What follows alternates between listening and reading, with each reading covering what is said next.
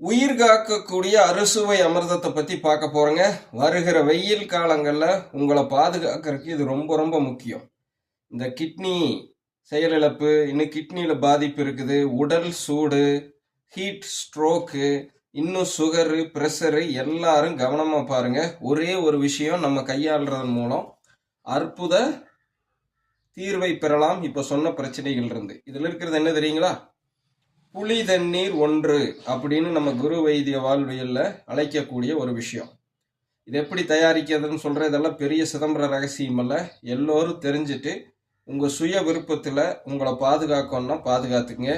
நான் என் வீட்டில் உள்ள எங்க அம்மாவை 66 வயதுல இந்த வெயிலுடைய தாக்கத்துல இருந்து தற்காத்துக்கிறதுக்கும், நான் என்னுடைய ஒர்க் அவுட்ல எனக்கு இந்த வெயில்ல வரக்கூடிய பிரச்சனைகள்ல இருந்து மீண்டுக்கிறதுக்கும் இதை நான் பயன்படுத்துறேன். ஸோ செய்முறை பார்த்துடலாங்களா? ஸோ முக்கியத்துவம் என்னன்னு சொல்லிட்டேன். தெரிஞ்சுக்கிறதுக்கு முன்னாடி மறக்காம 4 பேர்த்தோட பகிர்ந்துடுங்க. குறிப்பா நம்மை போல நடுத்தர வர்க்க ஏழை மக்களுக்கு, சரிங்களா? ஏன்னா நம்மளுக்கு தான் இந்த மருத்துவ செலவுல திடீர்னு வந்ததுன்னா பெருஞ்சிக்கல், குடும்பமே கொலாப்ஸ் ஆயிரும். இப்போ இது பார்த்தீங்கன்னா ஒரு சாதாரண மண் சட்டி.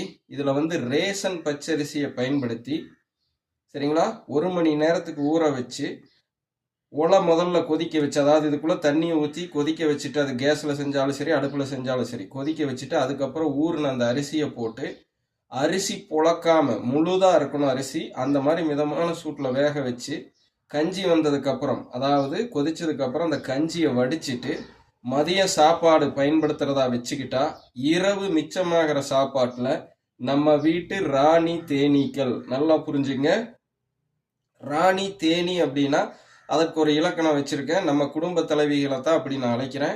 ஸோ அவங்க கையை உள்ள விட்டு, சாதாரண டேப் வாட்டர், ஃபில்டர் வாட்டர் அல்ல, நல்லா நோட் பண்ணிக்கணும், ஏன்னு கடைசியில் சொல்கிறேன். ஸோ அந்த மாதிரி கையை விட்டு சாதாரண டேப் வாட்டரை ஊற்றி நல்லா உடச்சி இந்த மாதிரி ஒரு பியூர் ஒயிட் காட்டன் துணியை வச்சு வண்டு கட்டி வச்சிடணும். இதெல்லாம் நேரலையிலே உங்களுக்கு தெளிவாக சொல்லியிருக்கேன். கட்டி வச்சுட்டு அடுத்த நாள் காலை ஒரு 12 மணி நேரம் டைம் கொடுத்து, அதுக்கப்புறம் பார்த்தீங்கன்னா மேலால் இருக்கும் பாருங்க தண்ணி, அந்த தண்ணியில் முட்டு முட்டா வந்திருக்கும். அந்த தண்ணிக்கு பேர் தான் புளி தண்ணீர் 1, சரிங்களா? அந்த தண்ணியை வடித்து நம்ம குரு வித்தைக்கு முன்போ பின்போ, அதாவது பயிற்சி செய்யறதுக்கு முன்போ பின்போ குடிச்சிட்டு வந்தீங்கன்னா இப்போ சொன்ன அத்தனை பிரச்சனைக்கு தீர்வு கிடைக்கும். உடல் சூடு கிடைக்கும், அதாவது தணிஞ்சு கிடைக்கும்.